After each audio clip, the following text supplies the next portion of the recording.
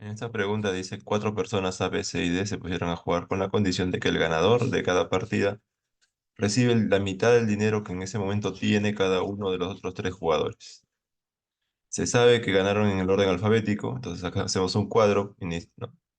Hay una cantidad al inicio y luego ganaron en orden alfabético. O sea, primero gana A, luego ganó B, luego ganó C y al último ganó D. Al finalizar la cuarta partida, lo que D ganó, se quedan con esa cantidad de dinero. A queda con 20, B con 36, C con 68 y D con $132 respectivamente. La pregunta es cuánto ganó D. O sea, tengo que saber cuánto tenía D al inicio, porque ya tengo el valor final de D. Entonces ahí veremos cuánto fue lo que ganó, ¿no? La diferencia. Como voy a buscar el valor que tenía D al inicio, voy a tener que regresar en cada uno de los cálculos para encontrar el valor inicial. Esto se puede aplicar con el método del cangrejo también, ¿no? El hecho de que vamos a ir volviendo sobre las operaciones.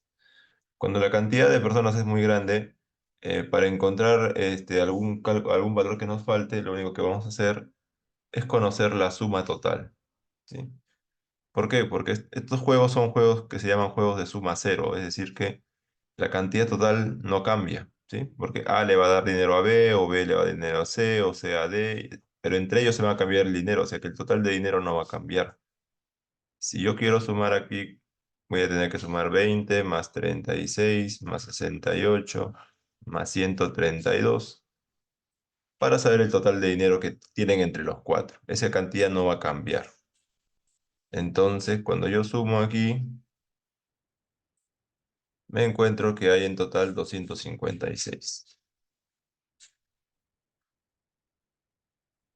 Entonces, en cualquier parte del juego, siempre la suma total va a ser 256. Entonces, eso me va a ayudar a completar. ¿Qué es lo que dice? Que cuando uno gana, el otro le va a dar la mitad de su dinero. ¿Está bien? Si yo te doy la mitad de mi dinero, me estoy quedando con la otra mitad.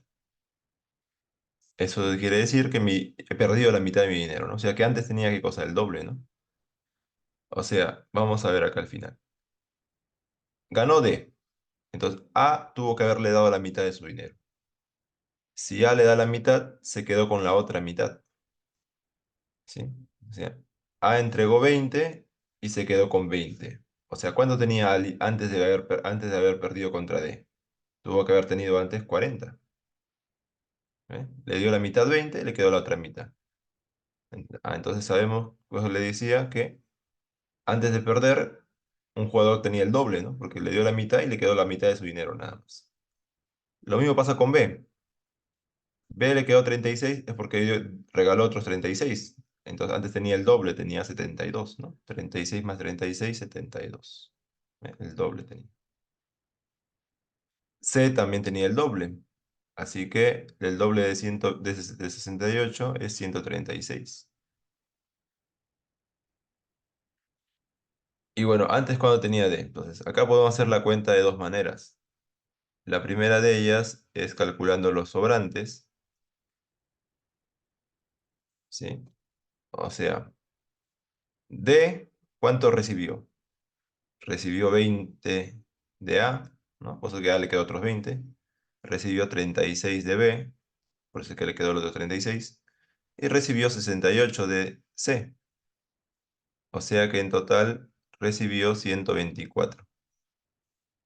¿Y cuánto tiene ahora? 132. O sea que antes cuando tenía esta diferencia, ¿no? Si recibió $124 en total y ahora tiene 132, la diferencia ¿cuánto es? 8. O sea que antes tenía 8. Ahí está. Y a D le quedan solamente 8, pero con todo lo que recibió aquí, ¿cuánto tenía ahora? 132. ¿Sí? 8 más los 124 que le dieron, 132. Es una forma de encontrar. La otra forma de encontrar también el 8 que se puede hacer es con el total. El total siempre va a ser 256, dijimos, ¿no? Entonces, en esta fila voy a sumar. A ver, tengo 40, tengo 72 y tengo 136. ¿Cuánto tengo en total? 248. ¿Ves? O sea, acá sumo 40, 72 y 136, hay 248. Como el total de dinero es 256, falta 8. Así también lo puedo encontrar. Uno va a buscarlo de la manera que mejor le parezca. Bueno, así vamos a ir completando. En el tercer juego ganó C, es decir, que los demás le tenían que dar la mitad de su dinero. Entonces, A tenía antes el doble, ¿no? Tenía 80. ¿Ves? Voy regresando otra vez. Le dio la mitad, le queda la otra mitad. B también tenía el doble de 72, 144. Bueno, como ganó C, D también tuvo que haberle dado la mitad, así que D tenía el doble, tenía 16. Ahí está. ¿Cuánto tenía C? Entonces otra vez digo, la suma total debe ser 256. Entonces, 80 más 144 más 16. Si yo sumo, ¿qué me estaría quedando?